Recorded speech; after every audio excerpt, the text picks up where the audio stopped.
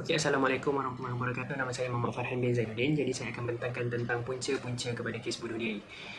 Dapat dilihat di skrin sekarang adalah artikel-artikel berkaitan bunuh diri yang menjadi kebimbangan pada zaman sekarang. Jadi antara punca-punca utama bunuh diri adalah kesihatan mental. Masalah kesihatan mental pada tahun 2020 adalah sangat membimbangkan. Kajian menyatakan bahawa kesihatan mental adalah antara punca utama untuk kes bunuh diri. Seterusnya adalah masalah keluarga. Keluarga yang bergolak menyebabkan kecenderungan untuk membunuh diri akibat stres. Hal ini kerana mereka tiada tempat lain untuk menyuarakan masalah. Seterusnya adalah buli cyber.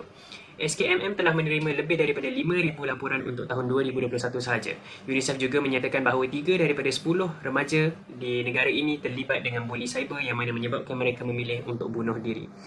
Masalah kewangan. Merujuk kepada kadar inflasi dan tanggungan bebanan hidup yang semakin meningkat bagi rakyat, serta kadar bebanan kerja yang tidak setimpal menyebabkan mereka mengambil jalan singkat dengan menjadikan bunuh diri sebagai jalan untuk menyelesaikan masalah. Seterusnya kita akan lihat kaitan bunuh diri dengan elemen falsafah dan juga falsafah pendidikan negara. Dari segi falsafah, banyak alasan falsafah telah diberikan bahawa bunuh diri adalah suatu perbuatan yang tidak bermoral dan tidak beretika.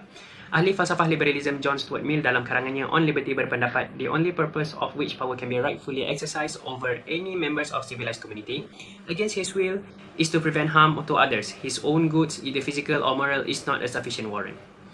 Dari segi falsafah pendidikan kebangsaan, tujuan falsafah pendidikan kebangsaan adalah untuk melahirkan insan yang seimbang dan harmoni dari segi emosi, rohani, jasmani dan intelek. Sistem pendidikan di Malaysia seharusnya melahirkan potensi individu yang mampu mencapai kesejahteraan dan memberi keharmonian kepada masyarakat dan negara. Hal ini merujuk kepada falsafah pendidikan kebangsaan, mulai tidak berkesan kerana kes bunuh diri telah meningkat dalam kalangan belia. Berdasarkan rukun negara, kesopanan dan kesusilaan yang membawa maksud rakyat perlulah berbudi pekerti dan mempunyai adab yang baik. Seterusnya, rakyat mempunyai personaliti yang baik sewajarnya mampu menghalang kes bunuh diri.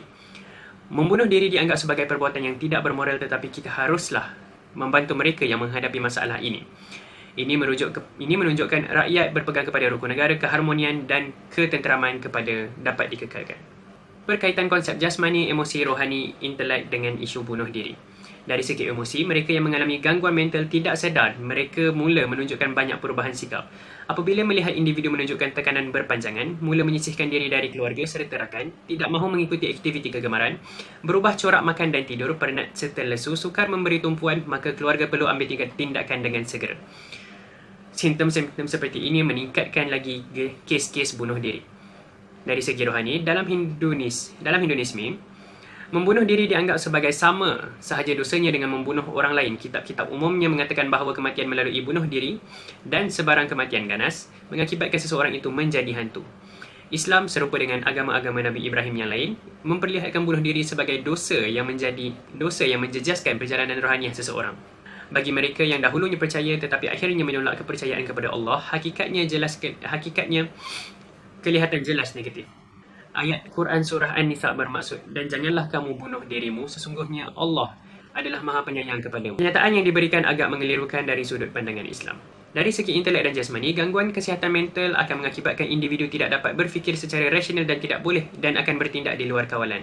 Antaranya ialah kemurungan, kebimbangan dan tekanan yang melampau. Individu dapat menguruskan masalah gangguan mental yang dihadapinya dengan baik, dapat menjalani kehidupan yang lebih sejahtera.